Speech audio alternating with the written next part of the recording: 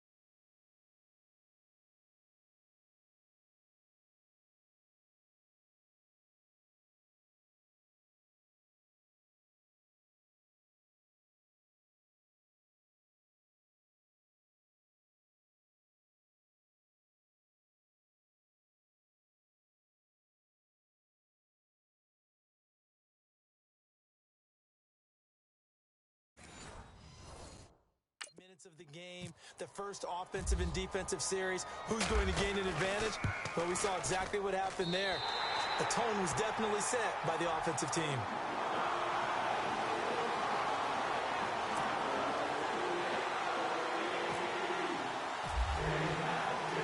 Elliott now to kick this one away. This one taken from the 7. And a good effort on the return there. Gets him across the 30 to the 33-yard line.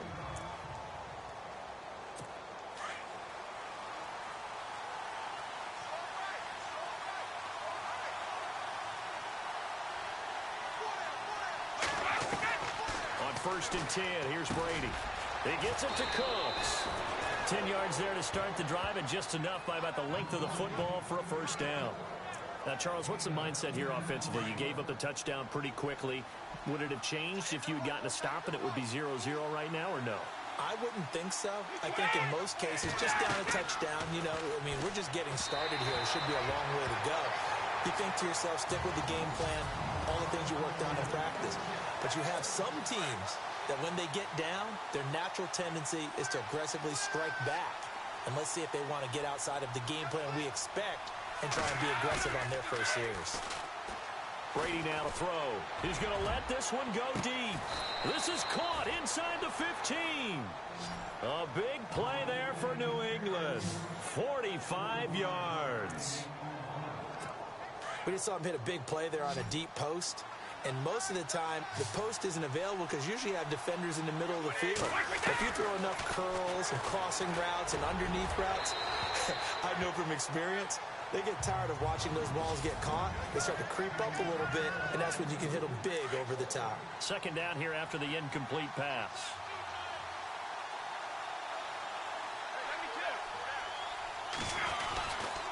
Now a former 5th-round pick of the Eagles. This is Dion Lewis. And this may be a carbon copy as he'll again be stopped right at the line of scrimmage. So nothing there. I don't know that that's all in the back, though. You got to look at blocking there, don't you? I would agree with that totally. At some point, they have to win at the point of attack. Instead, it was the defense getting it done again and holding them to no gain. So a ways to go here on 3rd and 10.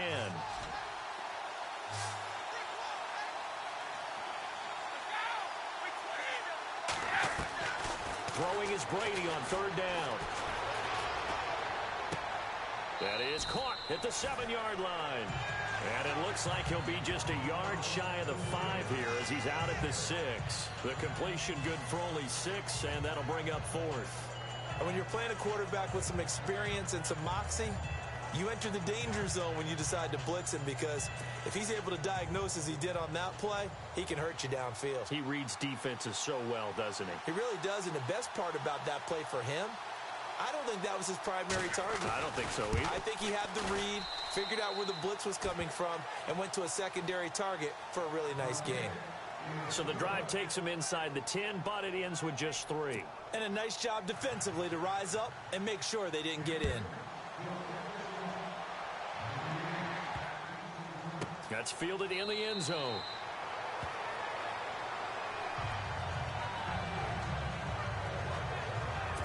I want to give a hat tip real quick, Charles, to J.J. Watt before the possession switches here. Walter Payton, NFL Man of the Year. They totaled up how much he helped raise for hurricane relief, $37 million. Incredible. Hurricane Harvey, which really hit the Houston area in a big way, and his original goal was $200,000.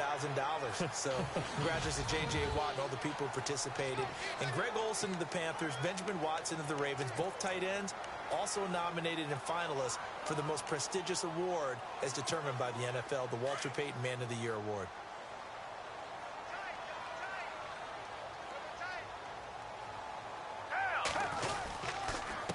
Now it's Ajayi. And he'll be limited to a short gain up to about the 34-yard line. A 3-yard pickup on 2nd and 4. Now they'll need to convert here on 3rd and a little more than a yard. For the AFC champion New England Patriots, here are the starters on the defensive side. Well, they will be retooled in 2018, but still some familiar faces. Trey Flowers, a defensive end, their best pass rusher. Dante Hightower, injury-plagued in 2017. They expect him back full-time for this season. And back deep, Devin McCourty. He orchestrates their defensive secondary, the only Pro Bowl representative off of their defense in 2017. Now Foles. And that's caught by Smith. A pickup of 11, and it moves the chains. Well, we're used to seeing the guy that you consider the #1 receiver double covered, but how about this guy? He's double covered and finds a way to make the play for a first down. That's how you increase your Madden rating, right? No doubt about that at all. And you know something? I think we'll hear about that from him soon. Here's Foles. And it pops free. The collision there jarred the ball loose and brings up 2nd down. That's very well timed there defensively because it's not a bad throw, but the collision came at the exact time he was reaching to bring in the football. Really, really well done. Decent offense, just better defense. I think you're right.